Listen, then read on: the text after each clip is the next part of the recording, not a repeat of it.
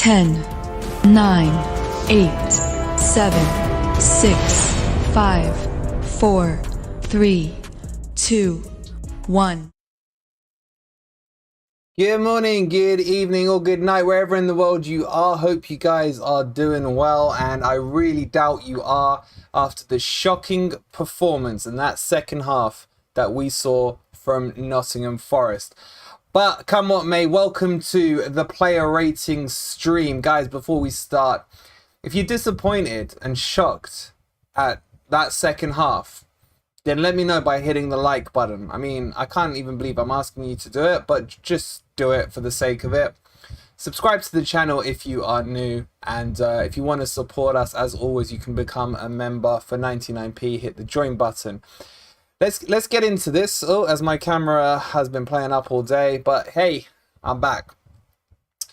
Let's talk about the game in general first. So it started off with what was a decent first half from Nottingham Forest. Now, I'm not going to say by any stretch of the imagination Forest were playing amazing freaking Brazil-style football. They weren't, but they were doing enough against a Bournemouth team who were just there to make up the numbers and weren't looking to play. We scored our first goal with a beautifully taken corner from MG Dub. Found Kouyate in the box, who powered his header into the top right corner to make it 1-0 to Forest. And then a penalty on the stroke of half-time, which was clearly a penalty. After about 1,000 hours of debate with VAR, it was finally given. Credit to the ref, who was asked to go to the screen and did not overturn his decision. But 2-0 at half-time and Forest were cruising.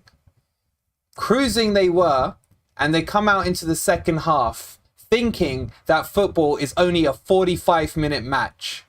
And off the bat, instead of putting the goddamn final nail in Bournemouth's coffin, what do? They just stand off. Stand off and stand off. And then what happens? Bournemouth get a shot from about 25 yards out. It was Billing. No one pressed him. Worrall's there looking at him. Bro, take your time. You've got the ball. Have a shot. You do not let players, as crap as Bournemouth are, even them, take a shot unpressured from 25 yards out and expect it to not, at the very least, hit the target. 2-1. Corner then to Bournemouth, 63rd minute. Calamity defending. Solanke goes for the worst overhead kick you've ever seen in your life. But the point here, he is free to attempt an overhead kick in a crowded penalty box. Again, Worrall sitting there, watching him. I don't know what. Does he think he's in the stands? You're on the pitch. Tackle the idiot. He hits the overhead kick. I think I need to see it back. I think it deflects off Mckenna and beats Henderson to make it 2-2. Then that was it. Then Forest just go completely to sleep. And then just to make matters even worse, under no pressure whatsoever, ball on the left-hand side comes lumped over the top from Bournemouth. And Mckenna goes to pass it back to the keeper. Must have hit it all of 3 inches into the path of whoever it was. It might have been Tavernier, I can't remember. He just looks up and Anthony is there completely unmarked in the box. He squares it to him. He puts it in 3-2. I can't believe that this team played that bad in the second half. I can't believe they were stupid enough to think the match was won at half-time. Yes, the match was won at half-time, but go out and finish the job. So show some professionalism. Show some killer instinct. Show that you actually know that 2-0 is the most dangerous scoreline in football. And stop being so stupid. 3-2 it finishes to Bournemouth. We'll get on to all the players.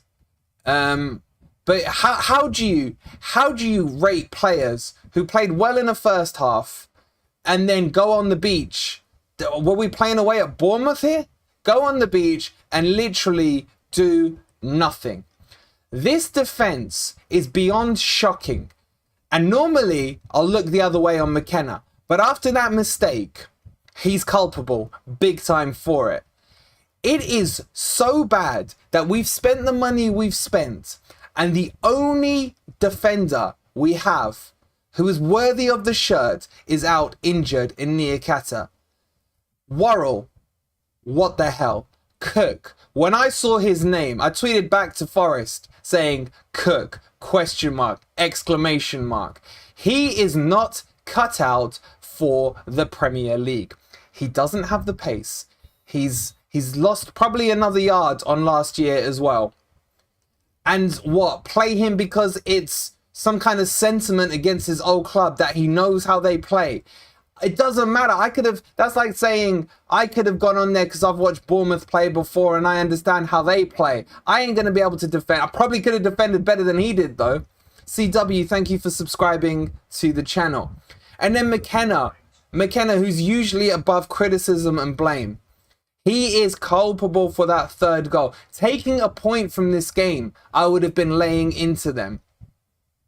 To go and throw away, all 3 goals were on the plate to Bournemouth. None of them should have been scored. This is the team that had 1 shot in the first half. 1 shot. Hi to you guys in the chat. Hope you guys are well. Hope you can hear me. Let's start getting those player ratings in. I mean, this is going to be... Look, if you guys have weak stomachs, turn the stream off now or stop watching the video. It's horrific. From manager to 11 or 14, however many subs we had on, it's absolutely shocking. It's absolutely shocking. So let's get into the player ratings. And let's start by looking at the selection. So over here, this is the team that we started with. Now, I was okay with the front 3. Okay. The midfield wasn't a fan of. Kouyate shut me up. He scored his goal. He played okay, to be honest. Yates, didn't notice him much in the game. I didn't want Yates. I wanted Freuler. This was a game for Freuler. Someone who can command that midfield against a shitty Bournemouth team. Bournemouth. I can't even say their stupid name anymore because I'm so annoyed. It's absolutely pathetic. The way the midfield 2 who were getting overrun and the defense played.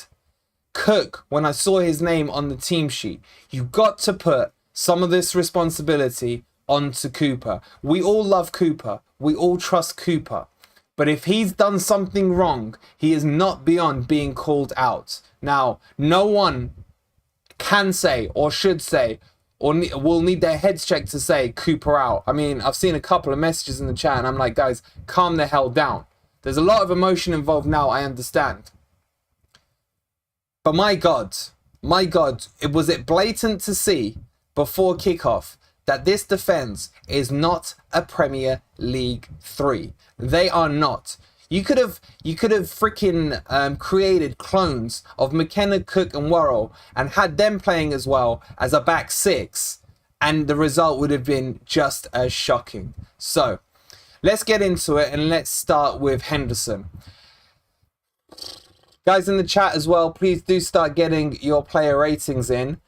Look, if I lay into players and you guys don't agree, I don't really care. Because you can't throw away a 2-goal lead. So I'm going to tell you now, these player ratings are going to be raw and they're going to be painful. But deal with it. Henderson should have done better for the first goal, in my opinion. I need to relook at it.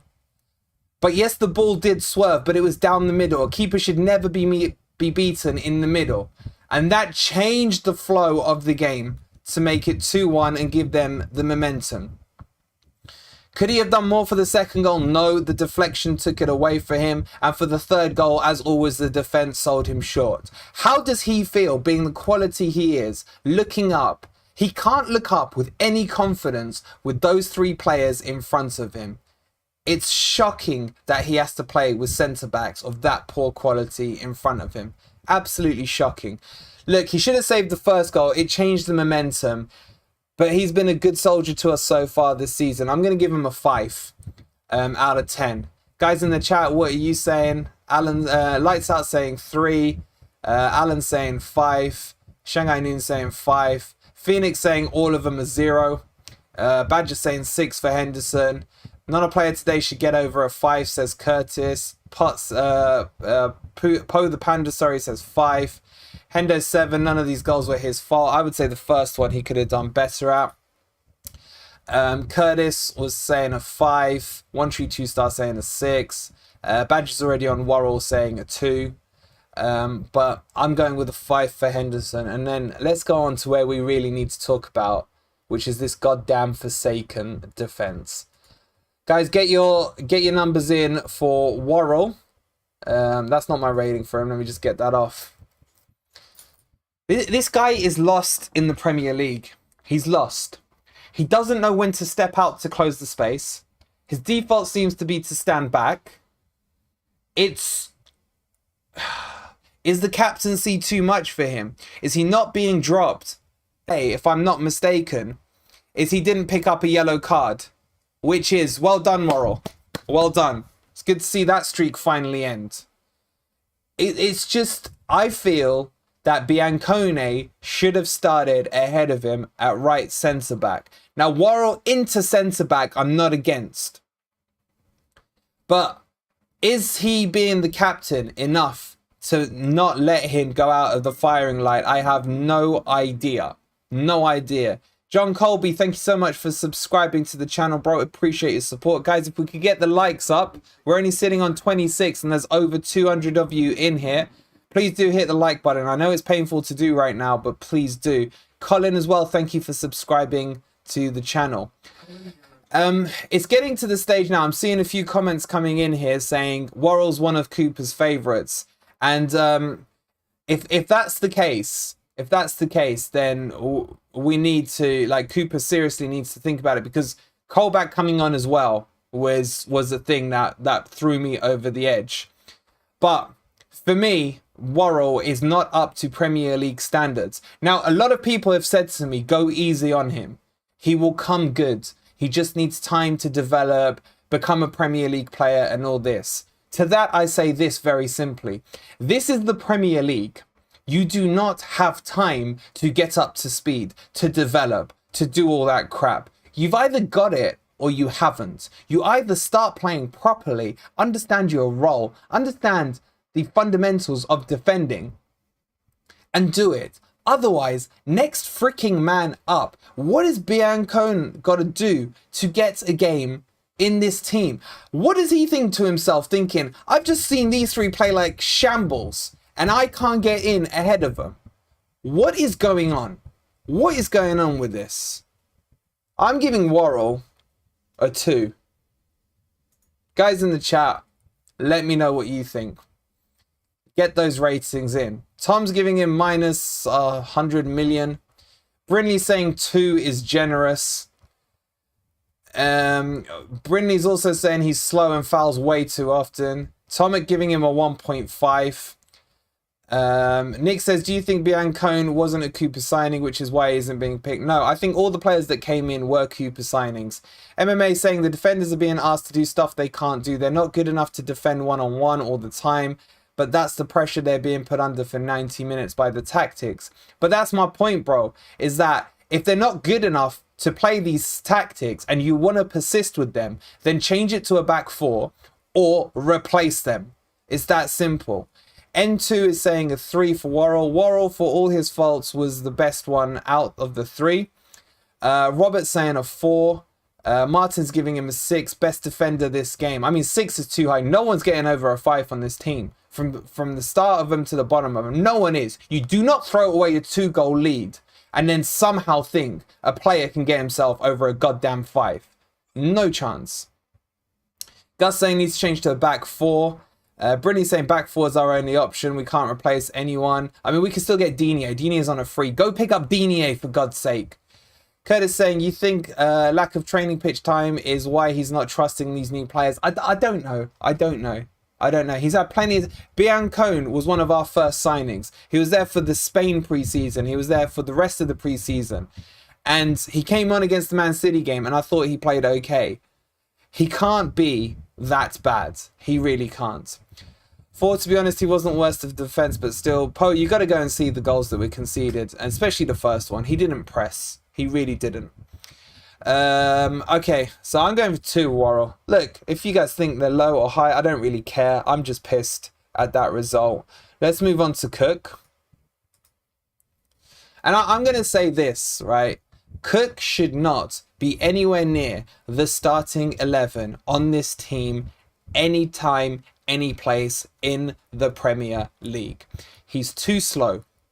His positional play is gone off.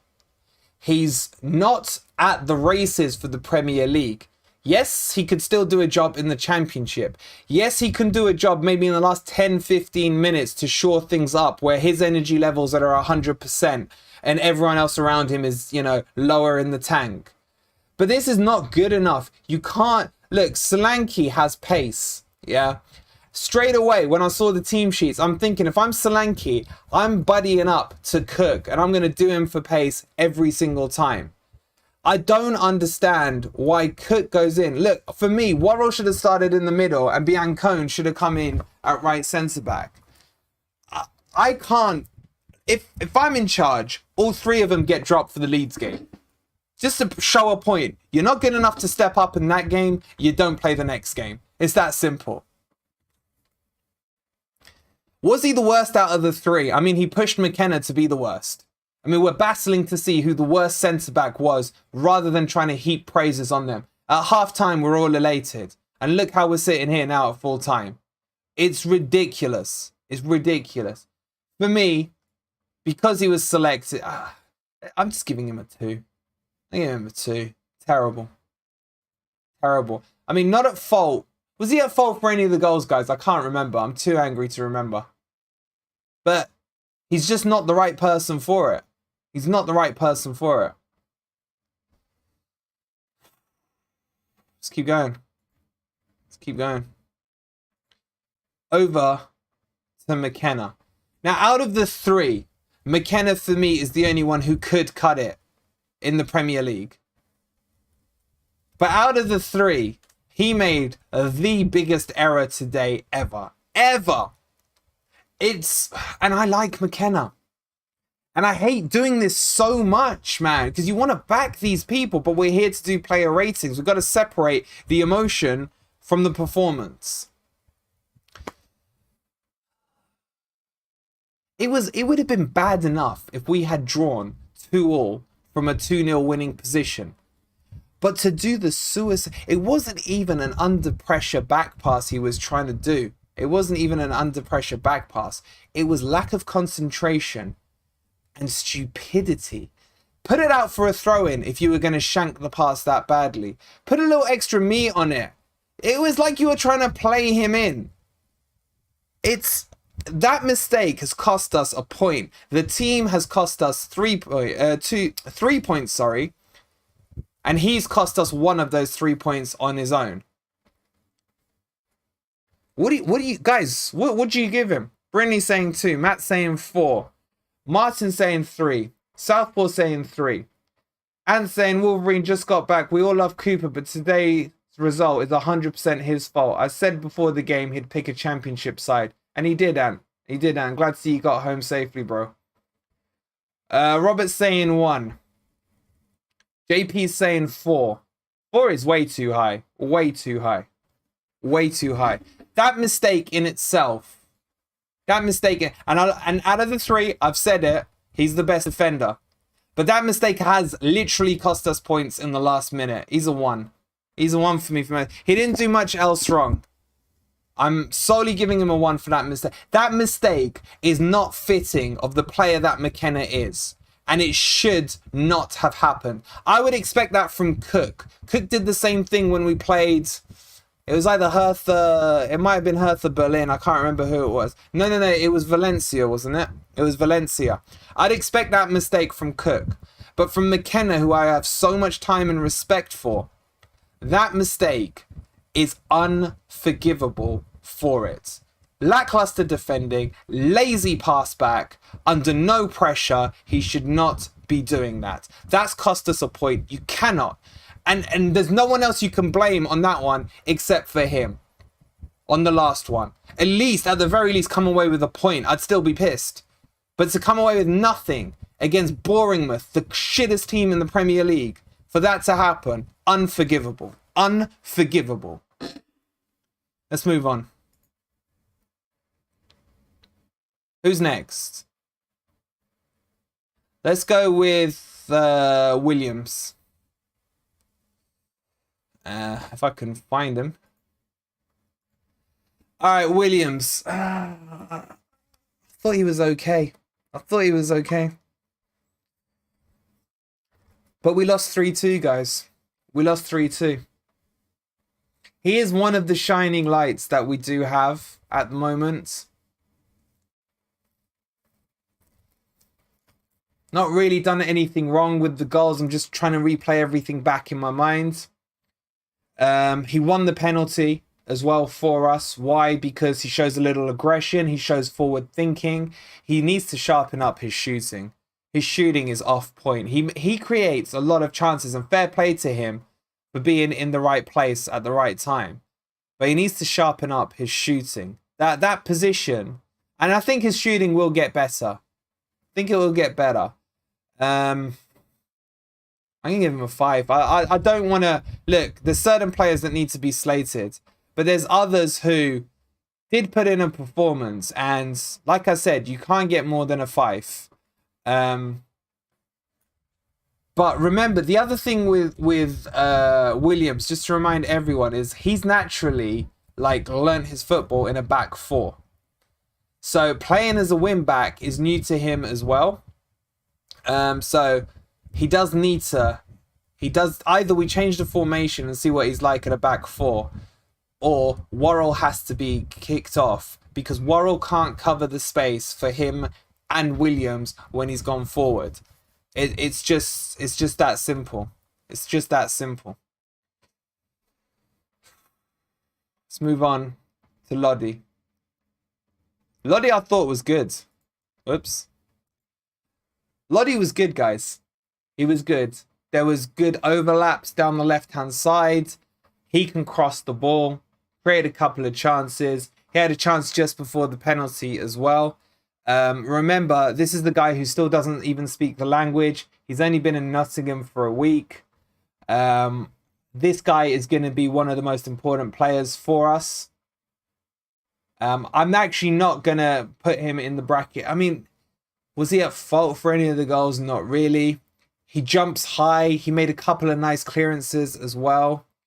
Martin's saying Lodi 3, let Solanke goal from the corner.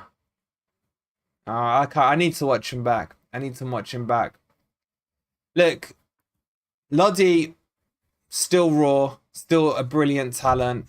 So, like I said, remember, he doesn't speak the language. He's new into the team. I'm giving him a 6. And him and MG Dub will be the only exceptions to it, in my opinion. But let's move on into the midfield. A 6 for me. What are you guys saying? Forest Ann saying Lodi as a player looked too good for the rest of the back line. I agree with that. Ribbo saying 6. N2 is saying 6. Southpaw saying 6. Once Solemn saying 6.5. Boris saying 6.5.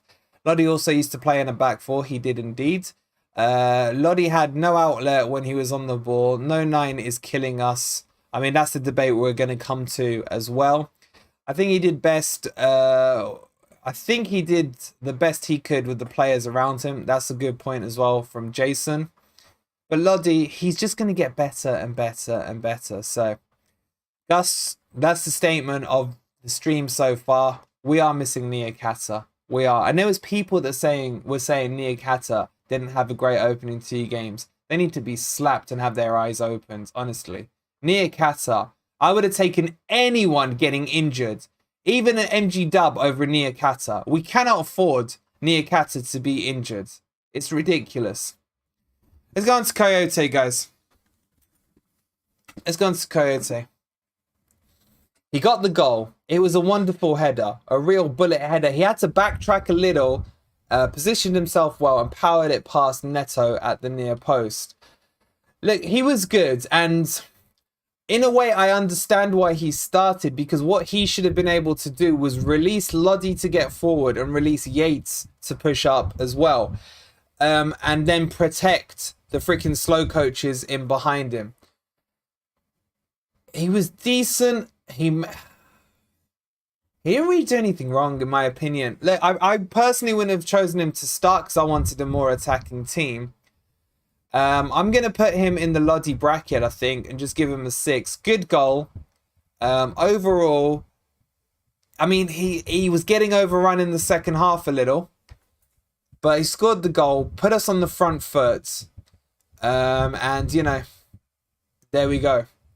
What are you guys giving him? Anyone giving him higher or lower than a 6? Pot saying 6. Ribbo saying 6. Jason saying 7. He put himself about and scored. Random saying 6.5. Best player in my opinion. He started to get the team going in the second half. Then Cooper took him off for Colback. Don't boil my blood yet by saying the C word on the stream. We will get to the whole Colback thing in a minute. That said, I want to see Dennis, MG Dub and Johnson, Owonyi as a front 4. Jack, Bournemouth fan saying boring mouth. Stay mad, lads. No one's mad at Bournemouth. Jack, let me just clear that up for you, right? No one's mad at, but your team is so shit.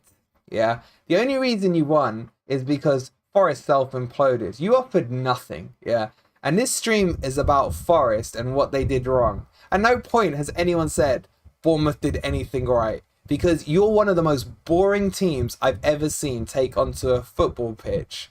And the fact that you won is just a complete fluke yet again. Anyway, Kouyate was good, but needed a creative player alongside him, says Forrest. And that brings me on nicely, that statement there, onto Yates. Now, I got plenty of time and respect for Yates. But in this game, having Kouyate there is exactly what Forrest Ant says. Kouyate, the reason he was there is to free up Lodi outside him on the left-hand side and the second CM to push forward into the box. Now, Yates did get into the box a couple of times, but to be honest, I didn't really notice Yates too much in the game. I would have rather have seen Freuler in that position, who would have advanced the ball forward. What Freuler's really good at is winning the ball higher up the pitch, and then his distribution, pulling the strings there. There's a reason he's called the conductor. There's a reason for it. I said before the match, I'm not convinced that Yates should play because there's been too many games coming back from a decent, you know, injury. And I feel like he faded a lot into the second half as well. I don't know. I don't know what to say on him. I don't want to cuss him down because I love him. But I don't know. I don't know. I think he's like a 4 for me. 4 out of 10. He's just... blame is too strong a word, but Cooper shouldn't have played him today. It should have been Freuler, or it should have been Freuler and O'Brien instead of Kouyate and Yates. Either way, our midfielders passing side to side, no creativity. Coops then brought on Colback. Oh, don't Forrest Ant. Stop trying to rattle me before I have to say the C word, please. I'm saving him for the end because I can't deal with Colback right now. N2 says the CMs didn't push forward enough but had so many holes in front of the back three. Yes, that's the problem. Neither were they behind the strike force to pick up the loose balls, and neither were they deep enough to protect the slow coaches at the back. It's unbelievable. I'm giving him a 4. What are you guys giving him? Southpaw's giving him a 3. David's giving Williams a 5. I think David's on delay a bit. Brindley says we need Mangala and O'Brien, our best midfield, in my opinion. We are missing Mangala so much. So much. His energy, his drive, everything like that we are missing. Tomic is giving him a 3. Reese is giving Yates a 2. Go ahead and tell us about our non-league ground Wolverine. How can a club with a stadium that hope to compete against your almighty team? You are beyond deluded. Bro, if you think that Bournemouth are going to do anything other than get relegated this season, good luck to you. Good luck to you. Enjoy that boring mouth style football because it's shocking. It's shocking. Kiko, thank you for subscribing to the channel.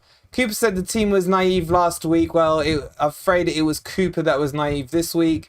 Brindley says Mangala is so good. He wins the ball back so easily. Freuler not playing was shocking, says Freedom of Speech. Poe the Panda says 4. Forza says 1. Fonzie says wasn't Colback's fault. Bro, save the Colback talk.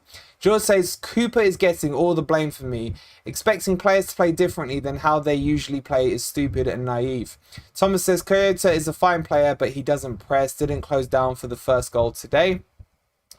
N2 says we can say he should have played X player, but 20 plus players will be too far adrift before he finds our best 11. Okay. Let's move on into the attack. Let's start with Lingard. Now, Jesse. I never wanted him in the first place, but once he put the red on, I back him. He's not delivering on the pitch for me in terms of the so-called reputation he's come with. He's not delivering, man. He can't last 90 minutes in a game. He's been subbed off every time he started. And this is back off the back of him being rested for the Man City game. If there's a fitness issue with him and he can't see out 90 minutes, then why the hell are we starting him? There's better options in terms of sharpness right now. Dennis. Why Dennis isn't getting a start is beyond me. It's completely beyond me. It's not right that a footballer cannot and has not lasted 90 minutes in a single match this season with being rested in the previous game. It's ridiculous. And if he's not stepping up to the plate, the next man in. That's what Cooper always says. Next man up.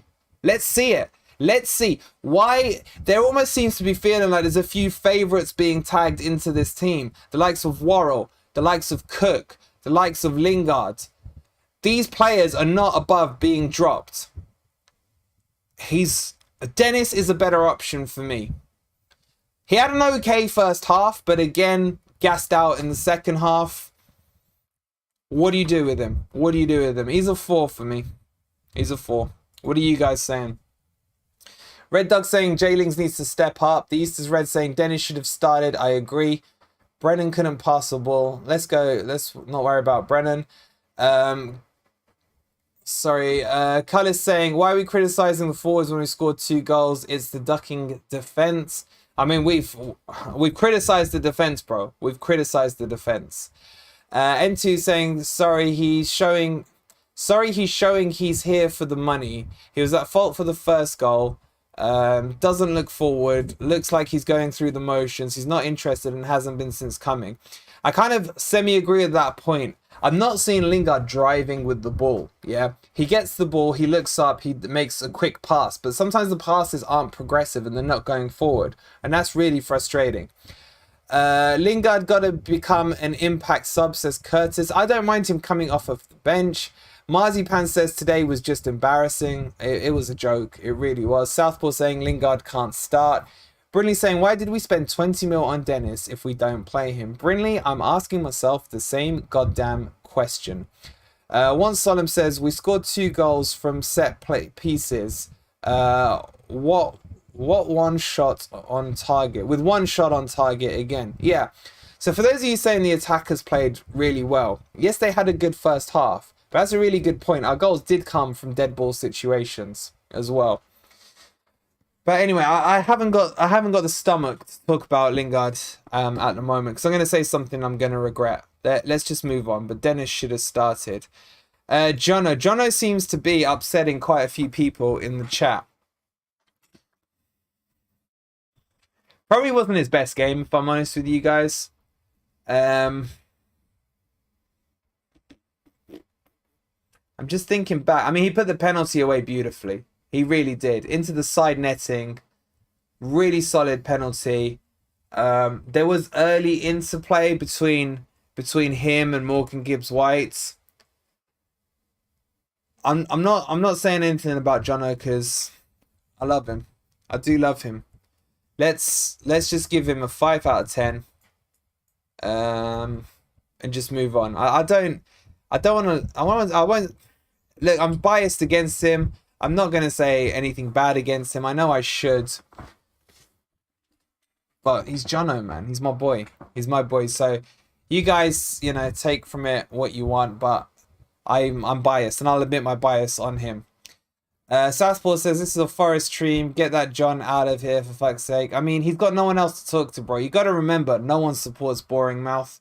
So if he wants to have his moment, I mean, he's talking to the wall. Forest Ant said, if people are going to question Lingard, they have to be honest and look at Brennan's contribution this season. I know, bro, but I can't. Okay, but I can admit that I can't.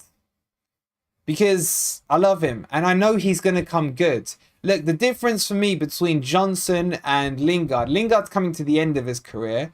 Johnson's on the trajectory to go up. Yeah. So there are going to be bad games, and he's never played Premier League. He's going to be learning. Yeah. I'm not going to slate Johnson because I know what he can develop into. Whereas Lingard, we know what his peak was. Probably his time at West Ham. Yeah. And he's on that slippery slope down. And I think there are better players who can come into his place. But that's what I'm going to say on him. Okay, guys, next on the list is MG Dub. Now, for me, and again, I'll put the disclaimer, he's in my Brennan Johnson category. Love you, bro. He was the only one who cared. He was the only one who cared and tried and really did drive things home. His corner was on the button for Koyate's goal. He was at them. He was the guy making things happen. He is, by far and away, was the best player on the pitch for me today in terms of effort, in terms of creativity, in terms of just sheer wanting to play football. He's that player. Wolverine, you said the Premier League is not the place to learn. I know, bro, but I told you I've got Johnson goggles on, so you're just going to have to ignore what I say about him. Anyway, on to my other goggles with MG Dub. He was annoying towards the end, says Easter's Reds. Southpaw's giving him a 5, but I really want him in Lingard's position, says N2. I agree with the positional play, not the 5. MG Dub's misses, wow, says Red Dog. We're here to talk about the blokes at the moment. Ming says, seems the only one with a bit of heart. Mings, you're absolutely right. You're absolutely right. He's been at Forest for 5 minutes, and you would think he was born in Nottingham with the passion he's showing. And I'm not one for having passionate players on the pitch. I'd rather have good players on the pitch. But you mix passion with his qualities, and he's brilliant, man. He's brilliant. Look, I thought he was one of our best players on the pitch. I'm going to break the not give them over a 5 rule with MG Dub. And like I said, disclaimer, I've got the MG Dub goggles on, but come on, guys, you can't argue with me. He was standout. I'm giving him a 7. Brynny's giving him a 7. Martin's giving him a 6. Jason says he showed a lot of passion. God, I hate that line. Brynny said if we didn't concede those 3 goals, people would rate him higher. Yeah, I agree. But you do have to take the result into account. Forza has been very specific, 4.98. Reese says MG Dub 7 looks sharp, but he's better driving from a 10 position. And if we drop Lingard and out MGW, then he will create more. And I think that's an interesting point in what Reese is saying there. That because we're forcing Gibbs White into this false 9 to accommodate for Lingard, because I feel like Coops won't drop Lingard. And it's almost shackling MG Dub in a way. Does that make sense to anyone? And because of that, we're not seeing, although we're still seeing like good moments from Gibbs White, we're not seeing the full control of the game from Gibbs White. For me, Lingard needs to be dropped for Dennis, is what I'm going to say. And that, for me, will change a lot in terms of our attacking prowess. Sean says, Cooper needs to change things quickly. Marianakis will not accept this after spending so much money on the players he's wanted. Look, for me, and I said it yesterday on the preview, I said, Cooper, you've been backed. No Forest fan can turn around and say Cooper has not been backed and Marianakis hasn't put his hand in that pocket. Yeah, which means that it is now on Cooper to figure out the best 11, figure out the best formation, and get these players to gel. Marinakis has done his job. Marinakis' boy has done their job. Yeah. Dave Murphy has done a stunning job over the summer. The pressure is now on Cooper. And I'm not saying the pressure is in get rid. I'm saying the pressure of getting everything ticking quickly is now on Cooper. Brinley says, play MG Dub and Brennan as 10s. Lingard and Gibbs White are both wanting to play in the 10 slot. Forza saying, it seems like favoritism is involved in form or off the pitch now. Simple. We're going to get on to Cooper in a little bit because we've got to go through the subs first. But this favoritism claim is starting to show. It's starting to show. And who was the first sub, guys? I can't even remember. It was Owonyi, wasn't it?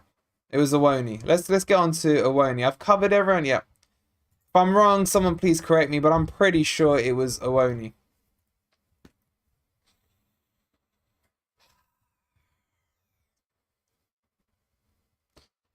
Is he Heskey 2.0? I don't know.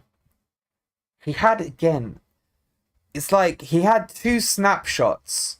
One of them he could have laid off to Dennis, and Dennis would have been more composed with his shooting. But, again, it's that second touch, man. He gets into the channels. He has a good first touch, and then he shins the second touch. He had another chance, which was probably more of a half chance at the near post, where but the problem was the ball didn't even closely go to target. It's down the Trent end, and he literally put it into the Trent. Didn't threaten the goal at all. I said this the other day. I'm not convinced by him yet, and today didn't change my opinion on being more convinced by him. Now, he for me will work better in a 4-2-3-1 where he's the sole striker. I'll show you guys at the end what I think we should be playing, yeah? But for me, if you're playing him in a front 2 or a false 9 or a bit on the wing sometimes as he was there, it's not his position and he needs to be the number 9. And this plays into the whole favoritism of Lingard at the moment, that Lingard is potentially costing Owonyi being played in the correct position. Or Dennis. Or maybe Sam Surridge. So, he wasn't great today for me, guys. I'm giving him... He missed one chance. I mean, he didn't lay off to Dennis. He should have been a bit better and a bit more aware of the situation. I'm going to the 3. Nothing on the pitch today that he did convinced me that that he's improved or improving. Now, I'm not saying he's a flop, but what I am saying is he either needs to be played in the correct position or Lingard and him need to make way for Dennis. That's what I got to say. What are you guys giving him? David's giving Jono a 4. Forza's giving Owonyi a 3.75. Big Disco says he runs the channel Owonyi between the centre backs. Let him play where he's most effective. It's what I'm saying, man. It's like there was too much wing play. I don't know. I don't know. I'm just too pissed right now, guys. Nick's saying lose the next 2 games and Cooper will be feeling the heat. Fall too far adrift in the Prem and there's no way back like the Championship. So here's saying Cooper should change to a 4 at the back. Super Red saying he's our flop 100%. Zahir saying this defeat is hard to take. Owonyi needs to be backed, says Red Dog. I think he needs to be backed, but in the right position. Gus saying Dennis on the left, Owonyi through the middle. I'll come on to that, Gus, but I do agree. John says, Bournemouth, you bottled the lead. Hi, John. How did Wolves do today? I don't actually know. N2 says I'd give him back to Union.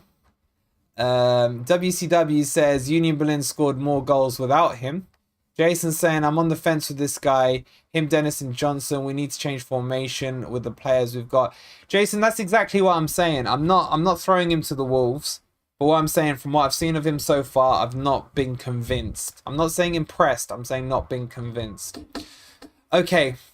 The next sub is the one that took me over the edge. I'm pretty sure it's next. You guys, as always, correct me if I'm wrong. When I saw this ginger prick coming on, I needed to question what the hell Cooper had in his lunch. What does this guy offer us on the pitch that is going to get us a goal? He came on when it was 2 apiece. Yeah. What has he got to, even if we are 4-0 up, what has he got to offer on the pitch? Now, I'm not blaming him, okay? On this one, I'm blaming Cooper. You've got Freuler sitting next to you in the dugout. And what, you couldn't see him because all the ginger hair was maybe glinting off the sun? How can you bring Colback on ahead of Freuler? Just someone please in the chat explain that to me.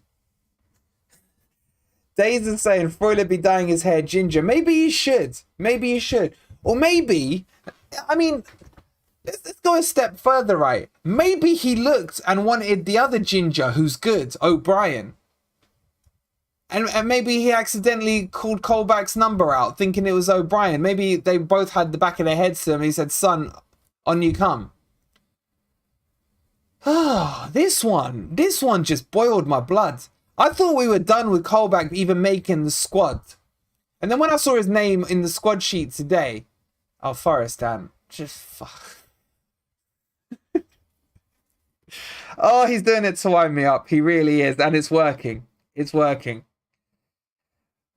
Poe the Panda says, I like Colback, but this is crazy. Colback is not Prem level. He proved that against Newcastle. Why he came on against Man City, I'm still figuring that one out myself anyway. And what he's doing anywhere near the City ground today is beyond me. Sammy says, I get that. Colback should not be on the bench, but let's not abuse him. It's not his fault, and he was great last season. Sammy, did you not hear what I said? It's not his fault he went on the pitch. It's Cooper's fault he went on the pitch. He, again, came on and played a 10 out of 10 Colback performance. But a 10 out of 10 Colback performance is a 3 out of 10 Premier League performance. He's not good enough. He's not.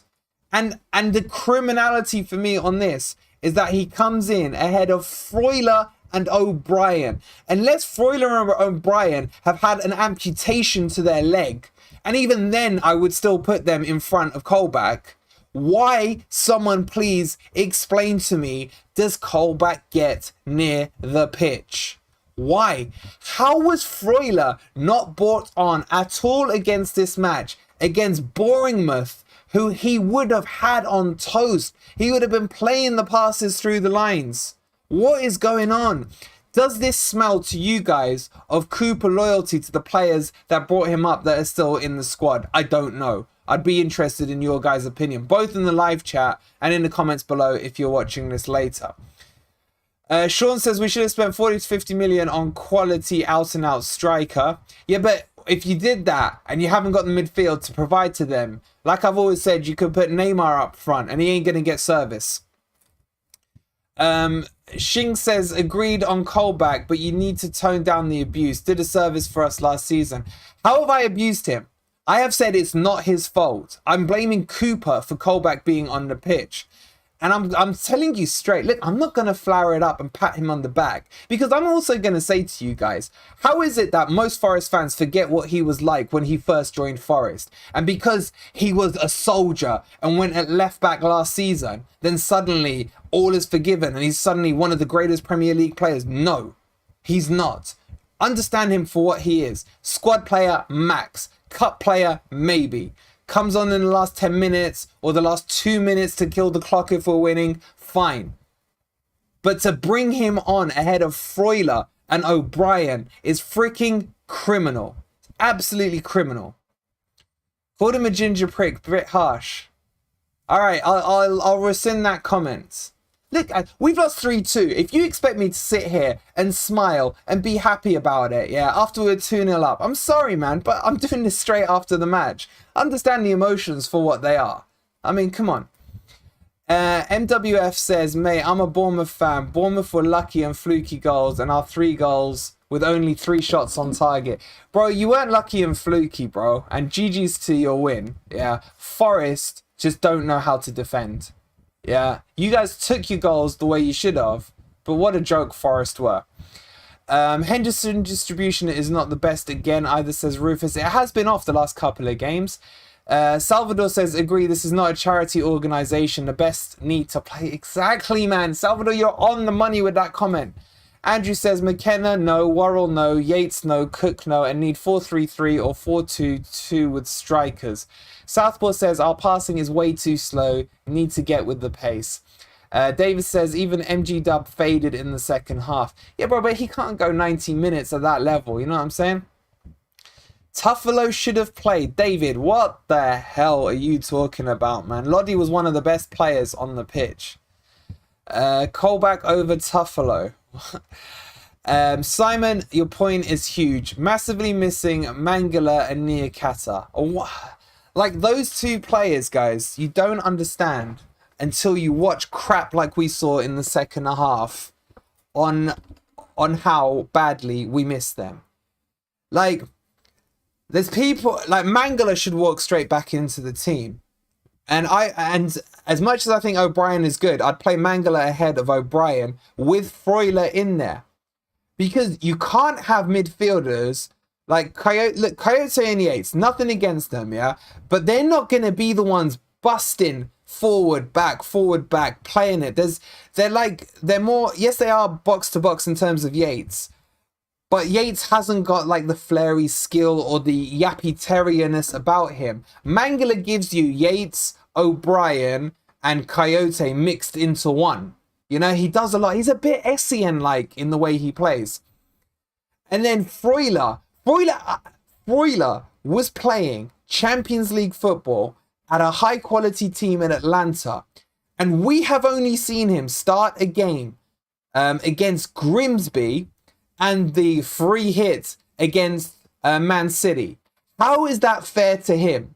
How is that fair to a player of that caliber and quality? And on top of that, you bring Colback in ahead of him. It's unbelievable that I saw that today. Oh, God damn this. Football is such a painful sport. It really, really is. Forrestan says, massively missing Freuler and O'Brien, and they were left on the bench. Literally, and exactly. JP says, yes, it looks like Lingard or MG.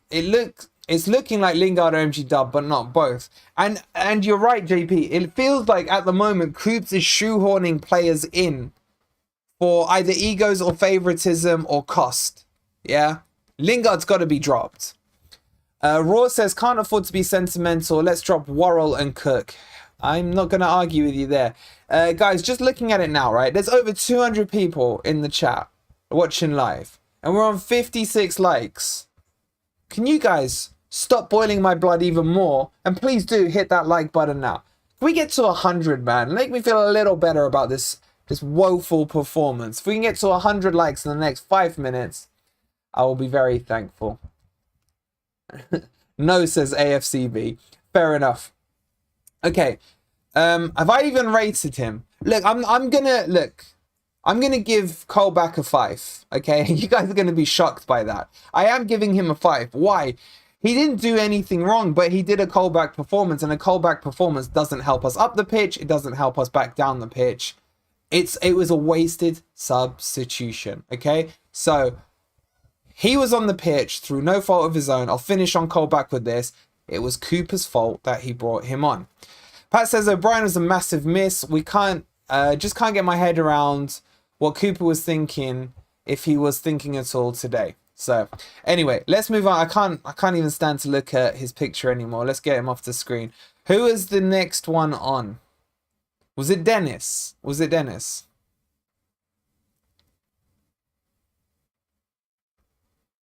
Was it Dennis?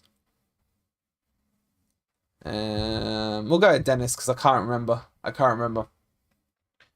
This guy should be banging on Cooper's door tomorrow morning. In fact, tonight.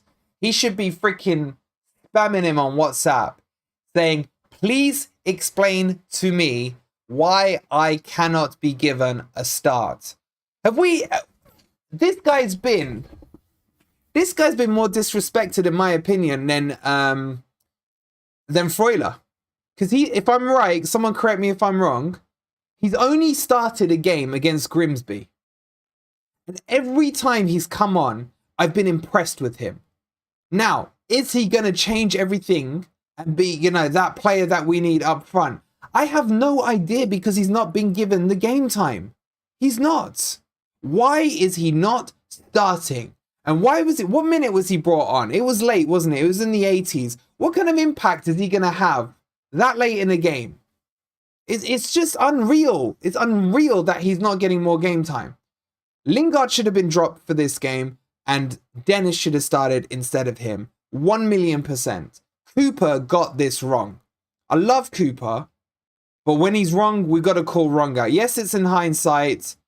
Yes, you know, it's easy to look back at it, but there's some glaring mistakes on this team sheet. There really is.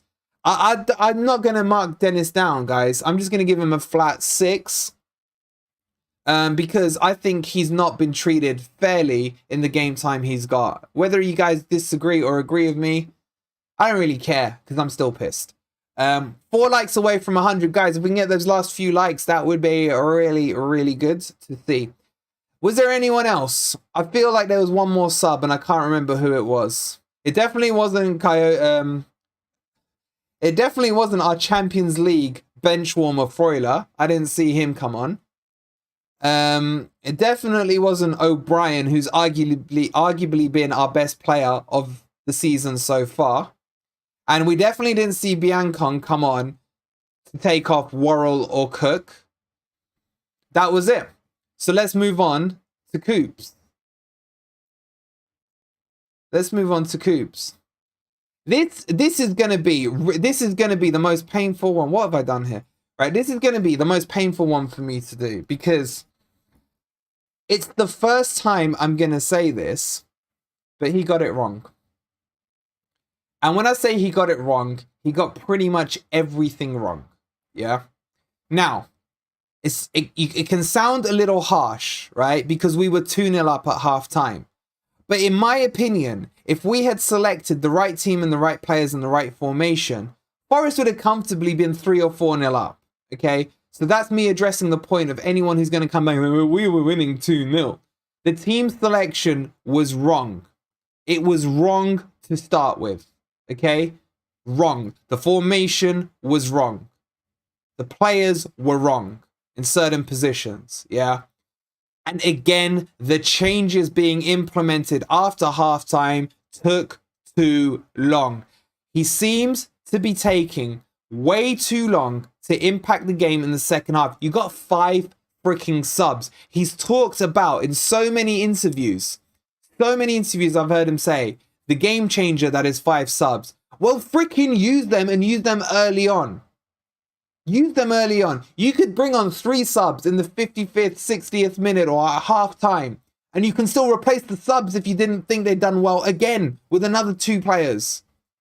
It's not right what he's doing with subs. And that's not just this game. He's got it wrong in a few other games as well. Everton, too late with the subs. Spurs, too late with the subs. Today, too late with the subs. It's just what's going on. What's going on? Let's see what you guys are saying. JP saying, in fairness, anyone can get it wrong, but today's rating is a 2 from me. Simon says he's got out tactician from a bench warming manager. Forrest says, for the last 30 minutes, I was watching O'Brien warming up and looking at Coops thinking, why are you not bringing him on? Boris says 0 for Coops today. How can you get any points for a 2-3 loss to Bournemouth at home? Fair point. He got Spurs wrong, says Jake. Wake Up says swim or sink for Coops. Jason saying, let us see what he puts out next game. Lee says Spurs let us have the ball as they knew it would be a little threat in front of goal. Man City pulverized us, as did Newcastle. Lucky versus West Ham and even that Everton. We're getting worse though. Southpaw saying Mester starting 11 up. Tim saying I think losing Stephen Reed is a lot more significant. That guy was had great football instincts. Jason saying 0. So many chats coming in here. I think that's a good point on Stephen Reed, by the way. I really do. JP saying fair point from Tim. Rufus said, give the subs like Dennis 30 minutes at least. Rufus, I mean, start him. But if you're not going to start him, don't. This guy has scored the most Premier League goals in our squad. Yeah, let that sink in the last season. Yeah, and we are using him for 5 minutes at the end of the game as if he's trying to run the clock down. What's going on with that? What's going on? Look, let's talk about the decisions Cooper got wrong, and we're going to list them. And by the way, I love him, and I won't hear anyone say anything about him leaving or all this stuff. He got it wrong, and he'll be the first to admit he's wrong, okay? So we need to calm down about Cooper for a start, yeah? He got a lot wrong. Cook starting was a joke. Worrall starting on the right-hand side was wrong. Worrall should have been pushed into the middle and Biancone on the right side of the back for a start, yeah? Mckenna, I mean, that's not Cooper's fault, that mistake. That's just stupidity by Mckenna, 100%. Secondly, the problem we have with this formation is that if you play it wrong, it ends up being a back 7 instead of a back 3. And that seems to be what's happening a lot of times with it, yeah, against the bigger boys.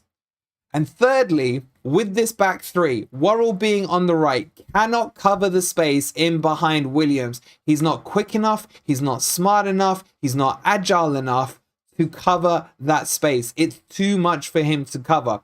So if you want to stick with this formation, Worrall either goes in the middle or he goes and kicks it on the bench, and you bring Biancone into it, and maybe Bolly in the middle, or maybe you bring Bidet into that right centre-back position, which he can play.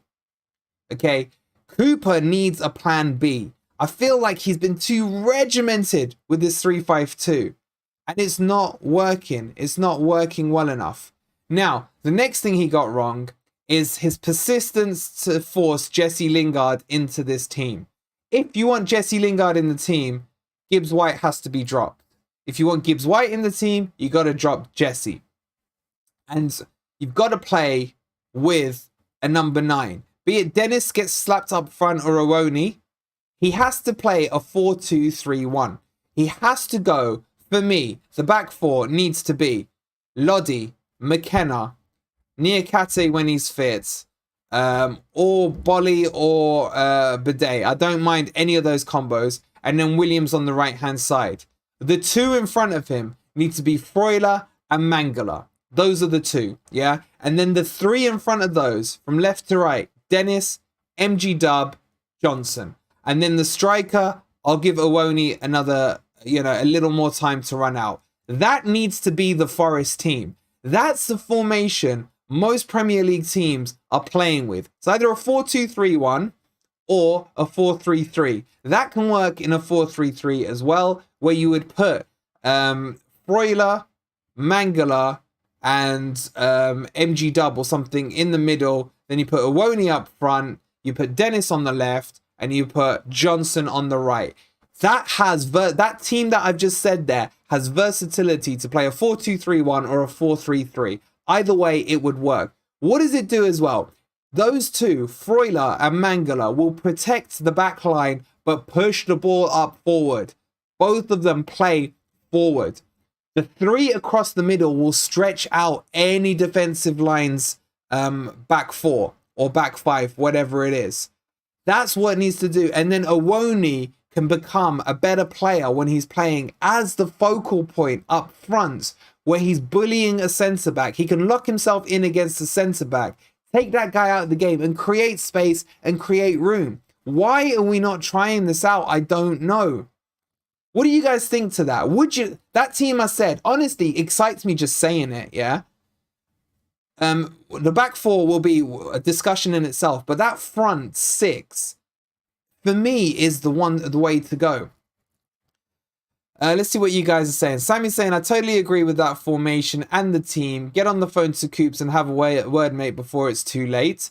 Southpaw saying, can't play all 3. Lings, MGW, and Johnson. Agreed. That's why I would drop Lings. David saying, Owonyi a 2. Dave's way behind on the live stream, isn't he? Rufus saying, way too much back passing today. Need more aggression. Rufus, I forgot about that. That was annoying me. There's so many times that the ball went into the midfielders and they'd play it back to Mckenna or to Worrall. Why? Icy says, just came out. Zahir says, it will be a hard season getting this feeling. It won't be. It will come together. John says, people have written off Cherries as not spending the millions like Forest. I think they will finish above Forest. There's no chance. No chance. JP says, I do have confidence in Cooper to figure it out. Michelangelo says, when Niakate is back, Cook is out. So why start him today? I don't know, bro. I don't know what the thinking in Cook starting was today. I have no idea. Tim says, bang on that team, Wolverine. Thanks, Tim. Brenny says, watch Cooper's interview on stream. Has he done the interview now? Do you guys want me to? I don't know if I can bring it up. I don't know what the whole legalities are. I will comment on it in a video later on. Gus says, see Cooper interview out on the Forest channel. Shall I? Alright, I'll play it. Screw it. I'm so pissed off that whatever. Is it the full interview or snippets?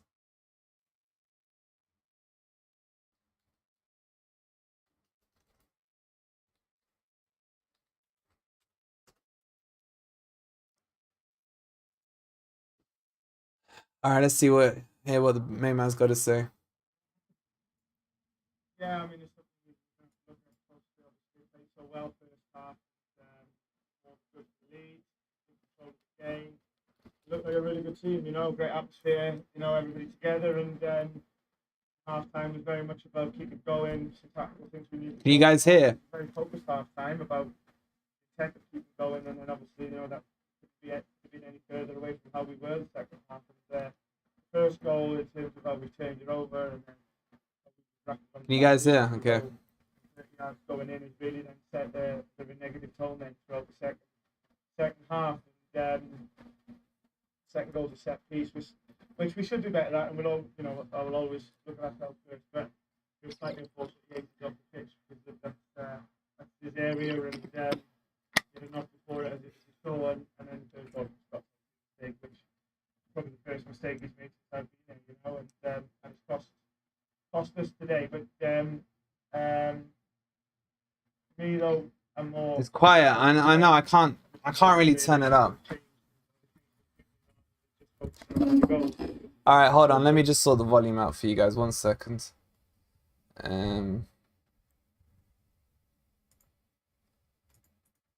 Guys, I don't know why, but I'm getting angry watching the interview. I don't know why. All right, 1 second. The screen's gonna go black for 1 second. Let me just bring it up for you guys. Okay, I'm still here. Hi guys. Hi guys. I'm still here.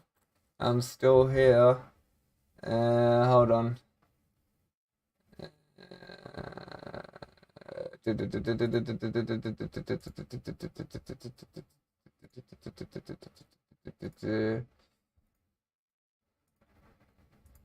Okay, let's see if that works.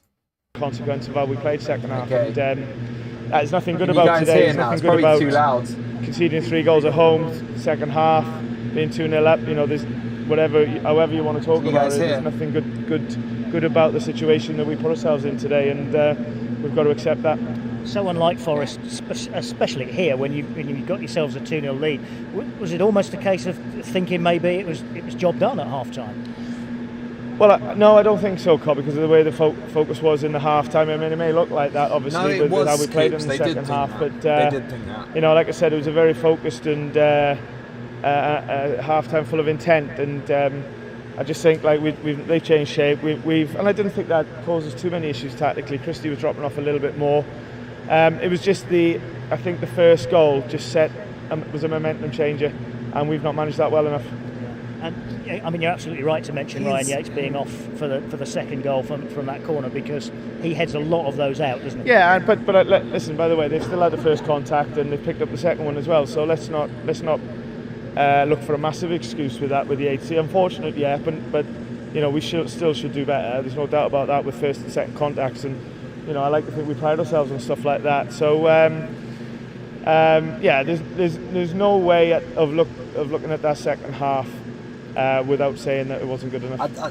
I'm sure Scott is absolutely mortified, isn't he? Like you say, he's won this club a lot of points. He'll be absolutely devastated. Yeah, well, all the boys are, me included, you know, and I think everybody is, you know, with how the second half unfolded. But I'll catch up with your comments in a second. Scott's been brilliant for us, and will continue to be a really important player for us. And you know, as poor as it is, that, you know, them things can happen. I've got to focus on why the second half went as it did, because we can't do that, certainly at this level. I guess today hurts more than what happened on Wednesday, doesn't it? Because Wednesday, you're up against a completely different proposition. Well, they all hurt, but in the end, since I've been here and we've been here, things have gone really well, and it's one thing managing a club that's gone really well. What's really important to me is I show I can manage a club that might go through some sticky periods as well, because that's what a proper manager does, and I want to become that. So I'll be looking at myself this week as well, and what's gone on this week as well. And they got the lawnmowers on in the background, by the way. It's a challenge for you this week on a personal level, then, for next week. I mean. Yeah, but that's fine. I'm okay with that. It's football management is about highs and lows, and good moments and difficult moments. And we've had a difficult week. Let's not hide away from that. But for me now, I need to show everybody. Most importantly, the supporters, that I can manage this club. After a difficult week, it's easy to manage it after a good week. And that's important to me. Thank you for joining us, Steve. Thank you. Appreciate Cheers. it. Thanks. Thank you. All right, so that was the interview, guys. Hope you could hear it okay. Couple of comments off the back of that. Now, we all know he doesn't get himself too high after a win, nor too low after a loss. However, I would say that I would have liked to see a bit more anger in his comments. Yeah, I know he's got to protect the players. I know he's got to, be behind closed doors. He will be slapping them around. But at the same time, as Forest fans, we need to see that he's annoyed. He's very, very neutral on his comments there. I don't know if I'm making sense here, but he was very neutral in the comments. I would have liked to see him come out and saying, we shouldn't have done this.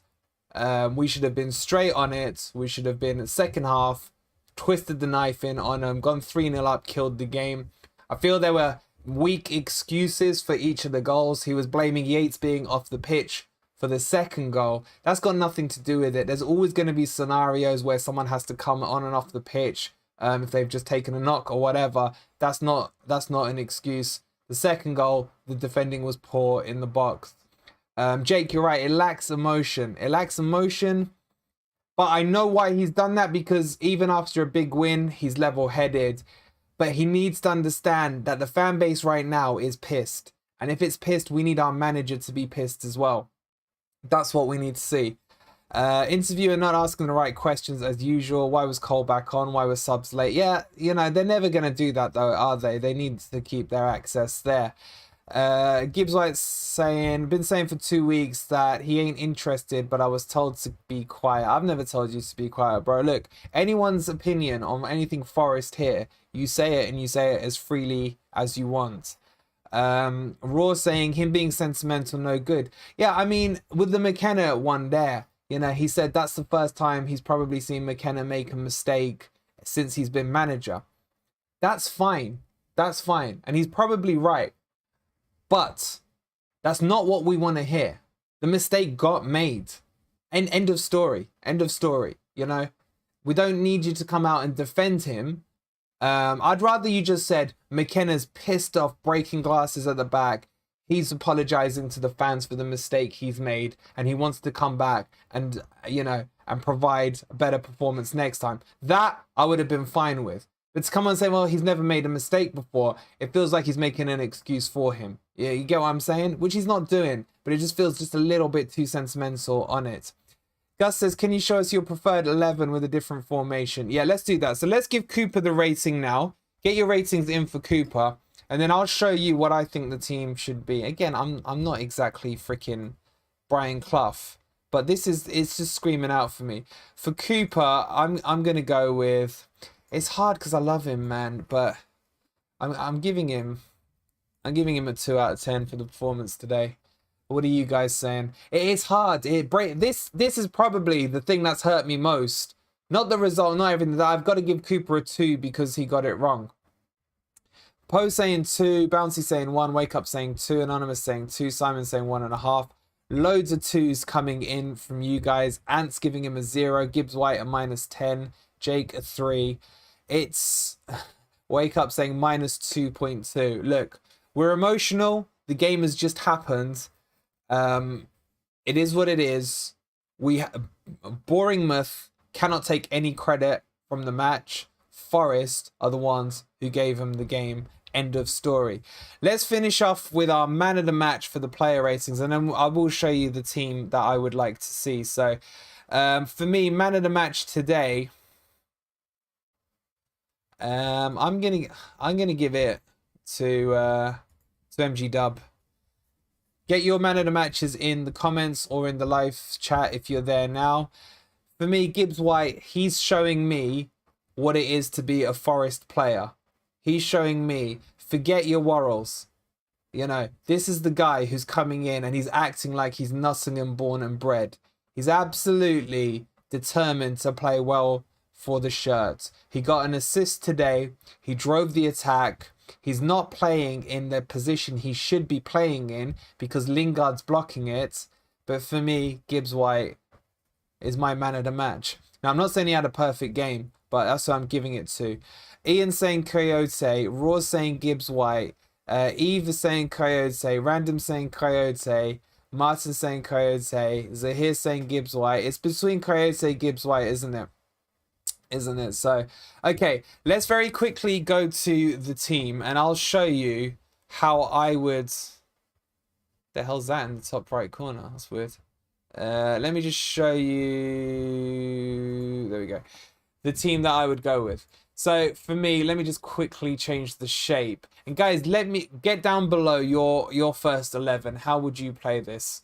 Let me know down below. Now, for me, it's very, very simple. I've just got to tidy this up. Actually, let me just do it live on the screen so you guys can see what I'm doing. So it's going to look a little weird, but you guys you'll be fine. Okay, so this is what we got with the team. Let's just zoom that out a little bit.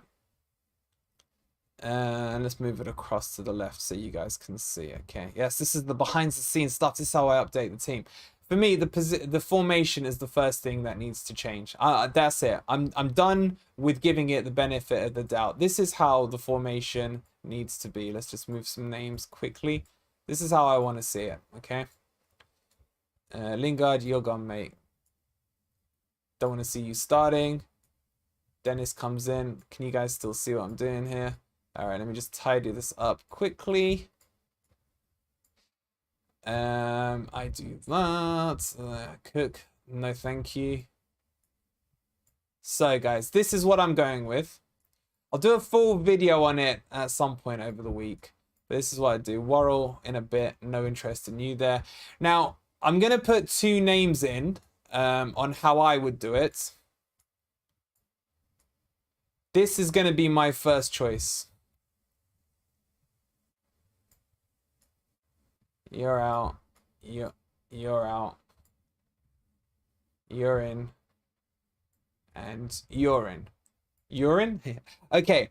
So guys, this is my first choice team. Let me, I can bring that up now properly so we can discuss it. So let's bring that up. 2 seconds. 2 seconds. Okay. Let me know in the chat what you guys feel about this team right here. And this formation, okay? Now, let me talk you through it. Mckenna is better as a left centre-back. On the left side of the centre-back, yeah. In a way, Mckenna's blocking Kouyate from playing in his strongest position. Kouyate has always played left centre-back for Mainz. And he's a captain as well. In fact, he would be the captain for me on this team, okay? Bade is a right centre-back who can play in a 4 or a 5. He's got pace, he's got strength, he's got power. He's going to be good. Now, maybe you could bring Bolly in on that as well. I don't mind. But this, for me, works. Lodi in a back 4 gets up and down. And so will Williams. But they'll play well in a back 4. But what you'll have in the middle is Freuler and Mangala, who will play as CDM/CMs, but they will know how to double pivot, right? And what I mean by that is if Freuler steps forward, Mangala will step in behind. That's how you play the double pivot, right? Now, if you wanted to be a bit more defensive, you could maybe bring in Kouyate for Freuler or O'Brien for Freuler. those two CMs for me would be between Freuler, Mangala, O'Brien, and Yates, and Kouyate. Yeah, whatever combo you want in that, I'm not gonna argue with you. All I'm gonna argue with you is that protects the centre back area with two bodies higher up, but you got Niakhaté and Bidet who have got pace and strength who cover it. Yeah. Now moving up the pitch, this middle three here for me gets me excited, right? You can't take me seriously when I say Niakhaté. Well, how do you want me to say it? Oh, that's how I pronounce it. Anyway, but thanks for the compliment, Nico. Dennis on the left, Johnson on the right, Gibbs White in the middle with Owonyi up front. It just feels more balanced. Straight away, you're putting Owonyi up front who will be able to hold up a centre-back, yeah? You're going to free up Gibbs White to play in his strongest position, which is in that 10, okay? And then Johnson is our best player in that right channel. Dennis can play on the left or right, yeah? And you could turn this into a 4-3-3 if you wanted. You could drop, maybe you could drop Gibbs White back a bit deeper and play the three up front. But for me, it's Niakhaté. All right, bro. Niakhaté. I'll try. Niakhaté. All right, Niakhaté. I'll go Niakhaté.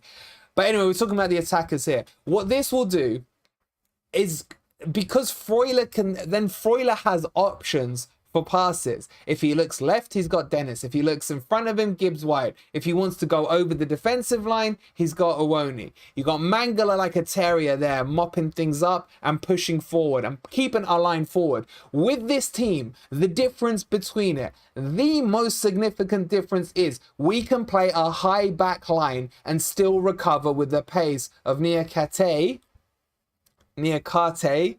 and Bidet. They have the pace to play high and get back and protect the line if the balls come in behind. This, for me, is the best starting 11 Forest have. And this formation, I know it's a Houghton formation, but this isn't a Houghton team. Okay, let's get that right. Owonyi, for me, maybe you switch him for Surridge. Yeah, for Surridge. Now, Raw, you bring in a good point. Modern world without injuries. At the moment, I'd switch Niakhaté. Oh, you guys have put me off now. I'd switch Musa. I'll switch Musa out, for Mckenna. I'm okay with that. But the rest of the team, that's what I'd go with. So, I don't know. Will we see this team? I don't think so. Would this team work? I think definitely. But let me know what you guys would do with the team, and would you look at something like this? So, look, we are where we are, guys. This is a tough one to take on the chin. You know, we had the Man City game. We all knew what we were expecting there. This one is just a bit of a shocker, to say the very least. So, guys, let me know all your ratings, all your comments, all your things like that below. If you would like to support the channel, just to mention very quickly, if you look in the description, there's an Amazon link. If you're going to do any shopping on Amazon tonight to drown your sorrows of the pain that was the game today, please do click my link first. You don't have to buy anything on that link, but Amazon will give me a little kickback for guiding you to the Amazon website. I've pinned it to the chat there, so please do go ahead and click it if you're doing any shopping there. Am I going to do a show tonight? I will. Look, if you guys, I don't mind doing a fan forum as long as you guys want to get involved and call in. Yeah, otherwise it's just going to turn into me ranting for 2 hours. So I'm happy to do one, but I need you guys to come in and, like, if you want to vent, if you want to talk about structural criticism, if you want to talk about specifics in the game that got you rallied up, you're more than welcome to. But I do want, look, the whole point I like doing this is because I get to talk to you guys. So please, if you want it, then I need some involvement from you guys. Otherwise, I'll just sit there ranting for a couple of hours. So come on tonight, a call in, bro. All right, we'll do a call in tonight. Maybe, I don't know. I'll have a look. I want to go get something to eat first because I'm starving. But we'll have a call and I'll set something up. So have your notifications on. Make sure you're subscribed to the channel. I'll put it on Twitter what time we're doing it and stuff like that, so keep an eye out for that. Look guys, we're 10 subs away from 5.5k subs, which is crazy, good. So if there's 10 of you who are not subbed right now, if you wouldn't mind hitting that subscribe button. We're on 118 likes for the video as well. Let's see if we can push it to 150. So before everyone goes, if you wouldn't mind hitting that like button. Join the membership if you want to support us for 99p. I want to shout out to Dave again for donating 50 quid earlier. Dave, if you're still around, Mr. Cousins, you're an absolute legend. But more importantly, do let me know in the comments below what you think of that team. And do you think it would work? And what changes would you make to it? So I'm going to go grab some dinner, guys. I will set up a stream later on, but I'm only doing it if you guys are prepared to jump on and have a chat with me. It's been a tough day. Self-inflicted day to say the very least. But let's see where we go with it. Guys, thank you so much for watching. Sorry we couldn't, take it from the first half and ride our way to a victory. But this is football and this is the Premier League. Bournemouth, just a quick message for you. You may smile today, but come May, you're going down. So enjoy your plastic short-lived smile for a couple of days before you go and get slapped in your next game, and you enjoy yourselves in the championship next year. Thanks for watching, guys. Love you all for sticking through it with the roughness that we've had today. We'll catch you on the fan forum tonight. Until then, guys, go get yourself some food, have a good early afternoon, and we'll see you on the fan forum.